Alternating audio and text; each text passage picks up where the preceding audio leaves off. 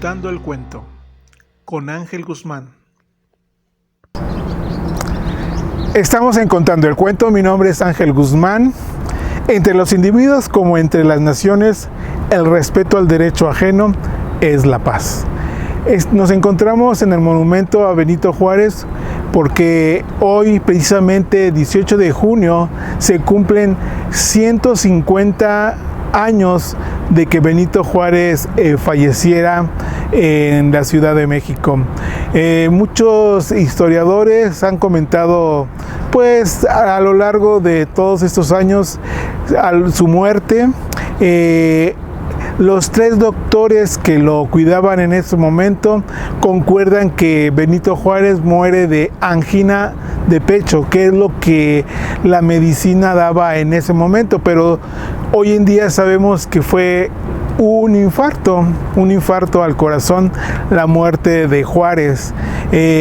Hay otras leyendas, otros mitos que dicen que Benito Juárez fue envenenado por supuestamente una mujer que era pues favorita de Maximiliano, pero realmente la cuestión científica y sus doctores ponen en su acta de defunción como angina de pecho, o como hoy lo conocemos como un infarto al miocardio. Benito Juárez nace el 21 de marzo de 1858 en Guelatao, Oaxaca. Él es un indígena zapoteco. Cuando llega a Oaxaca todavía no sabía el español. Por medio de sus tíos, padrinos, entra al colegio donde aprende el español, el latín, aprende la filosofía, la teología, y su padrino quería que fuera pues religioso, un sacerdote, pero él se sale y entra para formarse como abogado, y en 1834 se titula como abogado Benito Juárez. De ahí en adelante va a ser una carrera muy distinguida en la parte política.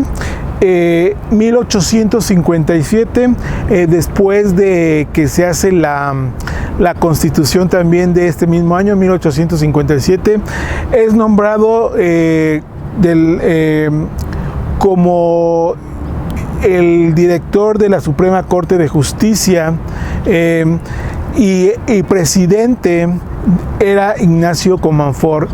Es decir, el presidente de la Suprema Corte de Justicia en aquel entonces era como el vicepresidente, y al renunciar o al morir Comonfort, el presidente de la Suprema Corte de Justicia va a ocupar el puesto de presidente.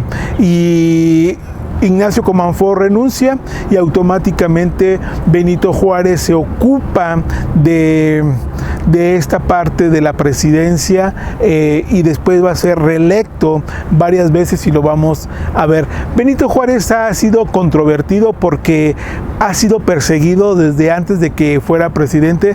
Recordemos que él era muy apegado a Santana, pero cuando Santana huye y quiere refugiarse en Oaxaca, Benito Juárez, que era el gobernador de Oaxaca, se lo impide. Cuando Santana llega otra vez a México, lo manda extraditar a Cuba, y de ahí Benito Juárez se va a los Estados Unidos, de donde va a conocer personajes que van a ayudarlo para su vida política futura.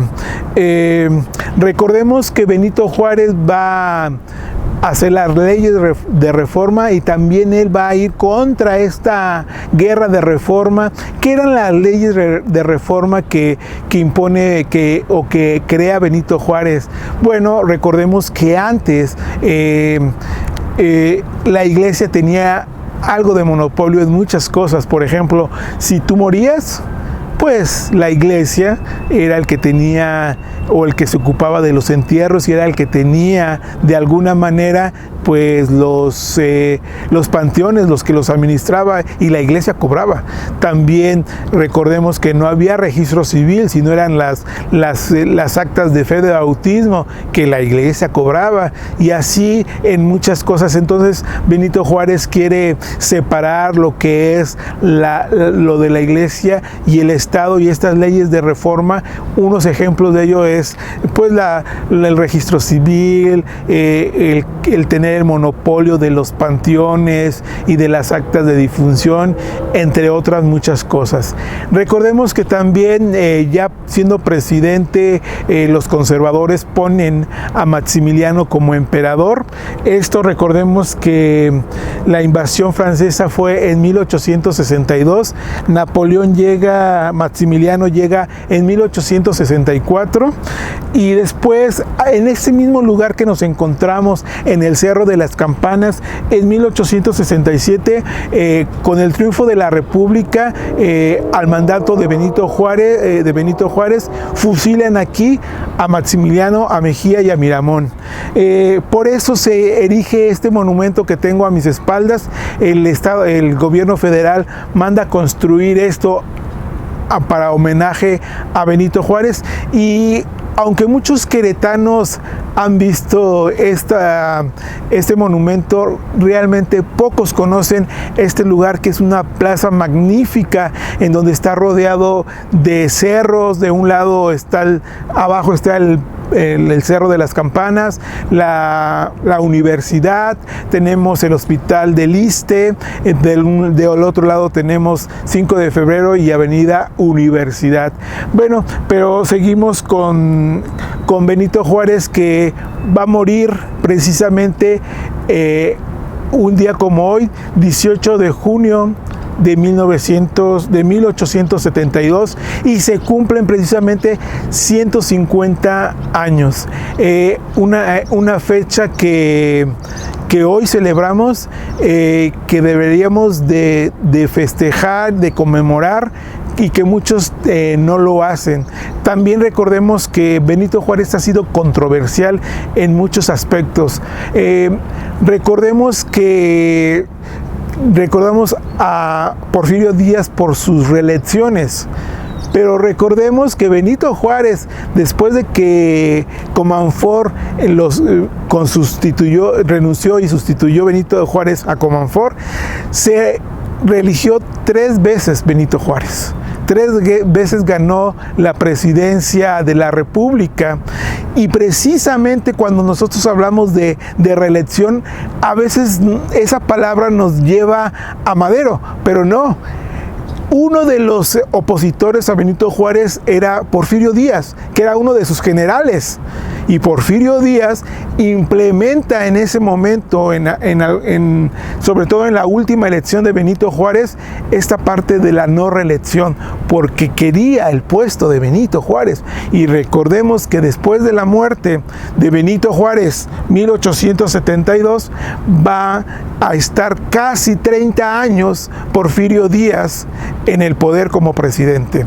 Pues muchas gracias, esto es Contando el Cuento, y aquí nos encontramos en el Cerro de las Campanas.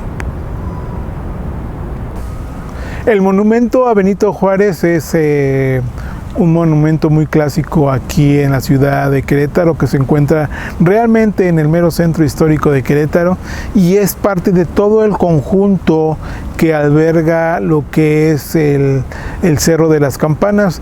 A un costado, la parte baja, se encuentra la capilla conmemorativa de donde se fusilaron a Maximiliano, Mejía y Miramón, aunque yo creo que ni en donde está el monumento ni en donde está la capilla son los lugares exactos del fusilamiento, porque no hay un vestigio histórico que indique precisamente en qué parte fue el fusilamiento, sino bueno, se supone que fue aquí en el Cerro de las Campanas, pero el lugar exacto no está ubicado como nos gustaría históricamente, sino es parte de este bello parque del Cerro de las Campanas.